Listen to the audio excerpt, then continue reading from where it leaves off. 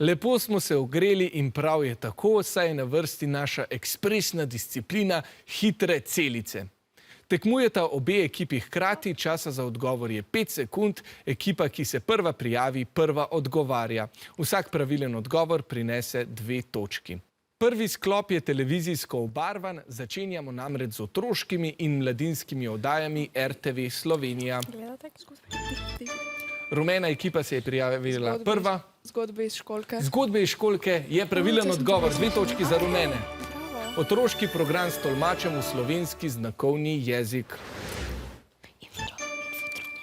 Infodrom. Infodrom rumeni, tako je, 2 točki za vas. Ja, moraš pa čakati, da te pokličejo. Aktualne tedenske novice prilagojene za mlade od 9. do 12. leta. Vijolični, tokrat ste bili vi hitrejši. Krompir. Krompir je pravilen odgovor in imate novi 2 točki. Že je tu nov sklop, tokrat iščemo države članice Evropske unije, ki za svojo valuto ne uporabljajo evra. Pa začnimo. Romunija. Rumeni? Romunija. Romunija je pravilen odgovor, njihova valuta pa se imenuje lev. Dobro. Nova hitra celica. Rumeni, spet ste bili hitrejši. Švedska. Švedska je pravilen odgovor, njihova valuta pa krona. Še zadnja v tem sklopu pa bo. Rumeni spet hitrejši. Poljska. Poljska je spet pravilen odgovor, oni pa uporabljajo zlot.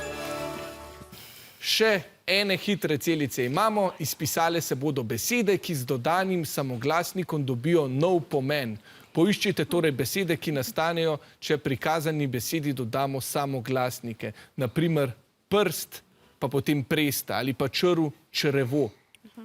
Srečno. Rumeni? Riž. Riž je pravilen odgovor, tako vrsta žita.